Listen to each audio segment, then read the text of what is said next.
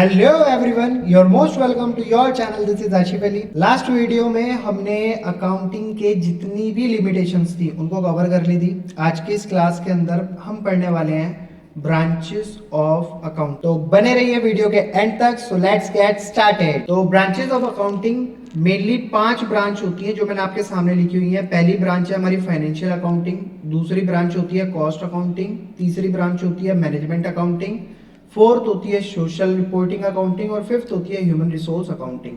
अब इनमें जो मेन है जो आपको पढ़ना है वो 3 अकाउंटिंग के बारे में पढ़ना है। वैसे तो आप जो पढ़ने वाले हैं 11th और 12th में वो सिर्फ फाइनेंशियल अकाउंटिंग है, और ये कॉस्ट अकाउंटिंग और मैनेजमेंट अकाउंटिंग तो ये ग्रेजुएशन में आपके फर्स्ट सेकंड थर्ड ईयर में आकर देखने के लिए मिलेगी। बट अभी आपका 11th और 12th में फोकस रहेगा सिर्फ फाइनेंशियल अकाउंटिंग में, क्योंकि पढ़नी ये दो भी हैं तो इसलिए मैं थोड़ा थोड़ा उसका ओवरव्यू दे देता हूँ। इनका क्या मतलब होता है, इनका क्या काम होता है, ये किस लिए यूज करी जाती हैं और क्या हेल्प करती हैं।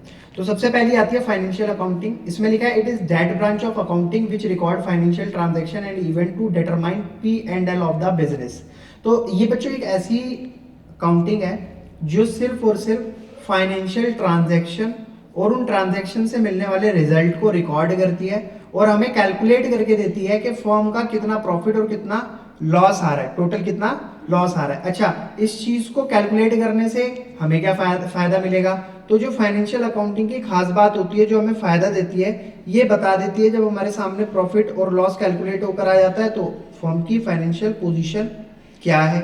सेकंड नंबर पे फर्म की परफॉर्मेंस कैसी आ रही है, यानी कि हमारा बिजनेस कैसा चल रहा है। या फिर हमें जो फ्यूचर प्लानिंग के बारे में अगर हम कुछ सोच कर बैठे हैं तो उससे रिलेटेड भी हमें डिटेल दे देती है। तो फ्यूचर में अगर कोई प्लान मेरे को करना है, कोई नया प्लांट मेरे को लगाना है, बिजनेस को आगे बढ़ाना है, या इसके अलावा XYZ कोई भी चीज मेरे दिमाग में चल रही है तो वो यहाँ पर मुझे फाइनेंशियल अकाउंटिंग हेल्प करती है। ठीक है, नेक्स्ट आती है आपकी cost accounting. Cost accounting this branch of accounting is concern with ascertaining the cost of product. अब ये मेन जो काम है ना इसका वो यही है कॉस्ट अकाउंटिंग का, कि प्रोडक्ट की कॉस्ट निकाल कर देना और कैलकुलेट करके देना कि प्रोडक्ट का प्राइस क्या रखना चाहिए। ये दो बातों पे फोकस करती है।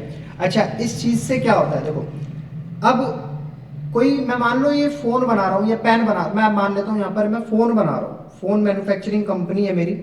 अब फोन बनाने के लिए फोन की कॉस्ट क्या आ रही है, बना तो कोई भी देगा, तो मेन बात है कॉस्ट कैलकुलेट करना, उसकी कॉस्ट क्या आ रही है। तो कॉस्ट कैलकुलेट करने के लिए यहाँ पर कॉस्ट अकाउंटिंग कितनी बातों पे फोकस करने के लिए कहती है, मैं ये लिख देता हूँ। फर्स्ट ये कहती है DMC चेक करो, यानी कि डायरेक्ट मटेरियल कॉस्ट कितनी है वो देखो।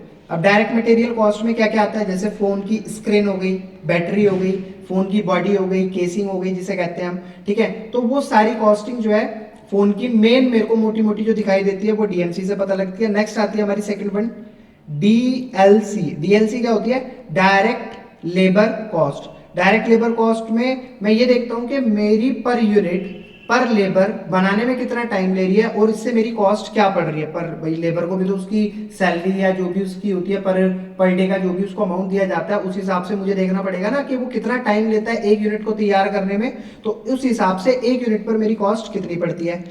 थर्ड वन आती है MOC, manufacturing overhead cost. Manufacturing overhead cost में आता है इलेक्ट्रिसिटी हो गई, मशीनरी की मेंटेनेंस हो गई, फैक्ट्री का रेंट हो गया, ये सारी चीजें क्या होती है मैन्युफैक्चरिंग ओवरहेड कॉस्ट के अंदर आ जाती हैं। इसको भी कैलकुलेट करके हम अपने पर्टिकुलर प्रोडक्ट की कॉस्टिंग में ऐड करते हैं। ठीक है भाई, बन तो फैक्ट्री में ही रहा है और इलेक्ट्रिसिटी भी यूज हो रही है, मशीनरी जिस पर बन रहा है उस पर उसका मेंटेनेंस भी होगा, तो ये सारी चीजें क्या है उस प्रोडक्ट की कॉस्ट में ही ये ऐड करते हैं।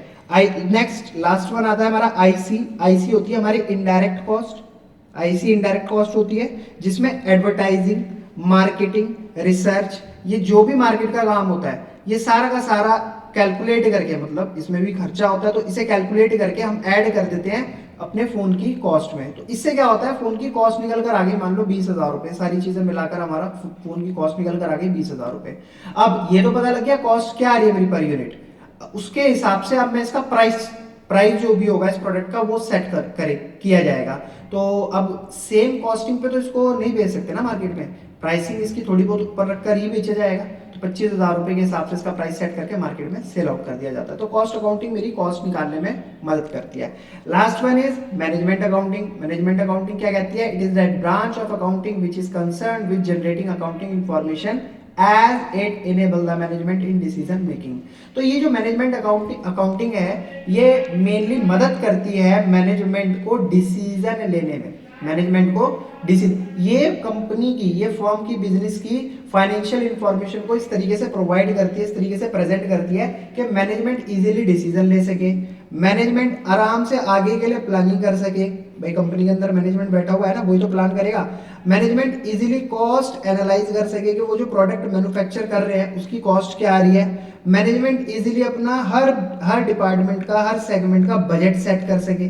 ठीक है, तो ये सारी चीजें कौन देता है हमें? मैनेजमेंट अकाउंटिंग बताती है कि आगे चल के आपको इस तरीके से डिसीजन लेना है या ये फर्म के लिए प्लानिंग करनी है, कॉस्ट ये रहनी चाहिए। और हर सेगमेंट के लिए, जैसे हमारा परचेज डिपार्टमेंट हो गया, या फिर इसके अलावा सेल डिपार्टमेंट हो गया, या फिर इसके अलावा और भी बहुत सारे डिपार्टमेंट होते हैं फर्म के अंदर, उनके सबके बजट सेट कर सके कि इनका बजट ये रहना चाहिए और उसी के अंदर इनको पूरा प्रॉपर हम रिसोर्स अवेलेबल करा कर दे और हमारी प्रोडक्शन बढ़िया तरीके से चलती रहे और कॉस्टिंग जो है प्रोडक्ट की वो कम से कम आए और प्रॉफिट मैक्सिमाइजेशन ज्यादा से ज्यादा रहे। तो ये थी बच्चों हमारी मेनली 3 ब्रांच ऑफ अकाउंटिंग जो हम पढ़ेंगे।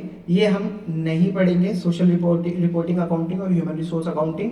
तो 11th और 12th में आपकी सिर्फ फाइनेंशियल अकाउंटिंग चलेगी। बच्चों पॉइंट्स मैंने तीनों एक्सप्लेन कर दिए हैं। कोई भी डाउट है कमेंट में मेरे को मेंशन करके जरूर बताइए कि सर हमें ये चीज़ नहीं समझ आई, मैं आपकी पूरी हेल्प करूंगा। फिर मिलेंगे आपसे अगली वीडियो में नए कॉन्सेप्ट के साथ। तब तक के लिए धन्यवाद।